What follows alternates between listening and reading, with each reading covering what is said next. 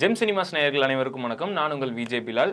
இன்னைக்கு நம்ம எதை பத்தி பார்க்க போறோம் அப்படின்னு பார்த்தீங்கன்னா, ஏகே சாருடைய ஒரு படத்துடைய புது அப்டேட் ஒண்ணு கிடைச்சிருக்கு. அது இவ்வளோ நாள் ஃபேன்ஸ் ஏங்கிட்டு இருந்த ஒரு அப்டேட் அப்படின்னே சொல்லலாம். இப்போ ஆதிக் ரவிச்சந்திரன் இவர் தான் இதுக்கு முன்னாடியே அவர் வச்சு ஒரு படம் எடுத்திருந்தாரு, குட் பேட் அக்லி. அது ஒரு மாறி போயிருந்தாலுமே ஒரு கதை நல்லா இல்லை அப்படிங்கிற மாதிரி ஒரு இதாக சொன்னாலுமே ரசிகர்கள் எல்லாருமே ரொம்ப ஆவலாக ஆஹா சூப்பராக இருக்கு அப்படின்னு கொண்டாடின படம் தான் இந்த படம். ஸோ இதுக்கடுத்து அடுத்து பண்ண போகிற படமும் அவரு கூட தான் பண்ண போகிறாரு அப்படிங்கிறது கன்ஃபார்ம் ஆயிருக்கு.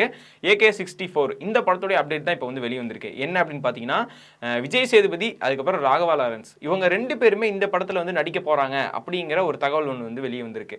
ஆனால் என்ன ஒரு கேரக்டரில் நடிக்க போகிறாங்க அப்படிங்கிறது தெரியல. ஒரு நெகட்டிவ் ஷேடாக பண்ணுறாங்களா இல்லை ஒரு பெரிய ஷேடாக அதாவது உள்ள ஒரு பெரிய கேரக்டரில் ஏதாவது ஒன்று வராங்களா அப்படிங்கிறது தெரியல. ஆனால் எனக்கு தெரிஞ்சு விஜய் சேதுபதி சார் கரெக்டாக இதில் ஒரு நெகட்டிவ் ஷேட் பண்ணால் நல்லாயிருக்கும் அப்படின்னு தோணுது. ஆல்ரெடி பார்த்தீங்கன்னா விஜய் சேதுபதி சார் நிறைய படங்களை நடிச்சிருக்காரு. மாஸ்டராக இருக்கட்டும், அதுக்கப்புறம் நிறைய படங்களில் ஒரு நெகட்டிவ் ஷேட் மாதிரி பண்ணியிருக்காரு. விஜய் சார் கூடயும் பண்ணியிருக்காரு, அப்புறம் மற்ற ரஜினி சார் கூடயும் பண்ணியிருக்காரு. ஸோ அடுத்து ஆனால் இன்னும் ஏகே கூட தான் பண்ணலை. ஆனால் ஏகே சார் கூட பண்ணணும் அப்படிங்கிறது ஃபேன்ஸ் எல்லாமே ரொம்ப ஆவலாக வெயிட் பண்ணிட்டு தான் இருக்கிறாங்க. ஸோ அப்படி வந்துச்சுன்னா இந்த படம் ரொம்ப நல்லா இருக்கும் அப்படிங்கிறதும் எல்லாரும் மத்தியிலையும் எதிர்பார்க்கப்பட்டு இருக்கு.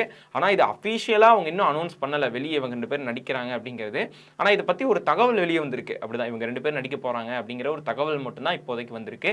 இந்த படம் ஒரு பேன் இண்டியன் ஃபிலிமா, அதாவது நிறைய மொழிகளில் ஆல்ரெடி அந்த படமே ஒரு பேன் இண்டியன் ஃபிலிமாக தான் வந்துச்சு. இது ஒரு இன்னுமே பேன் இண்டியன் ஃபிலிமாக ஒரு மிகப்பெரிய பட்ஜெட்டில் பிரம்மாண்டமாக எடுக்க போகிறாங்க அப்படிங்கிற ஒரு நியூஸ் வெளியே வந்திருக்கு. ஸோ இந்த படம் எப்படி இருக்க போகுது அப்படிங்கிறது தெரியல. இதுக்கு எல்லாத்துக்குமே ஃபேன்ஸோட, அதாவது ஏகே சாருடைய ஃபேன்ஸ் எல்லாருமே ரொம்ப ஆவலாக வெயிட் பண்ணிட்டு இருக்காங்க அப்படின்னு சொல்லலாம். இன்னொரு அப்டேட் என்ன அப்படின்னு பார்த்தீங்கன்னா, நம்ம ரஜினி சாரை வச்சு சுந்தர்சி சார் அவர் படம் எடுக்கிறதா ஒரு பேச்சு வெளியே வந்துருந்துச்சு. அடுத்ததான் 2 பேர் அவங்க 2 பேர் தான் இணைய போகிறாங்க அப்படிங்கிற ஒரு தகவல் இருந்துச்சு. சுந்தர்சி சாருமே அடுத்து ரஜினி சாரை தான் வச்சு படம் பண்ண போறாருப்பா அப்படிங்கிற ஒரு தகவலுமே இருந்துச்சு. அதாவது ஜெயிலர் 2 முடிஞ்சவொடனே அடுத்து இதுக்கு தான் போக போறாங்க அப்படிங்கிற ஒரு தகவல் இருந்துச்சு. இப்போ சுந்தர்சி சார் ரஜினி சாரை இருங்க, நான் இன்னொரு படம் ஒன்று பண்ணிட்டு வந்துடுறேன். ஆல்ரெடி விஷால் கூட நான் ஆல்ரெடி 2 படம் பண்ணியிருக்கேன்.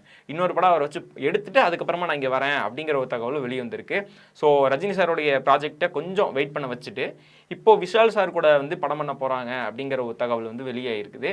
ஸோ இது ரஜினி சார் ஃபேனுக்கு ஒரு ஏமாற்றம் அப்படின்னு சொல்லலாம். ஏன்னா இவங்க 2 பேர் சேர்ந்து பல வருஷத்துக்கு முன்னாடி அண்ணாமலை படத்தில் இணைஞ்சிருந்தாங்க. அதுக்கடுத்து இப்போ சுந்தர்சி சாரும் அதுக்கப்புறம் ரஜினி சாரும் இணைய போகிறாங்க அப்படின்னு தெரிஞ்சவொடனே ஃபேன்ஸ் எல்லாமே ரொம்ப எக்ஸைட்மெண்ட்டாக, ஏன்னா இப்போ வர படங்கள் எல்லாமே ஆக்ஷனாக இருந்துச்சு. ரஜினி சாரை ஒரு மாதிரி நல்லா பார்க்கலாம், ஃபீல் குட்டாக பார்க்கலாம், ஒரு மாதிரி ஜாலியாக ஃபன்னாக இருக்கும் அப்படின்னு நினச்சிட்டு இருந்தாங்க. ஒரு கலகலப்பான ரஜினி சாரை பார்க்கணும் அப்படின்னு வெயிட் பண்ணிட்டு இருந்தாங்க.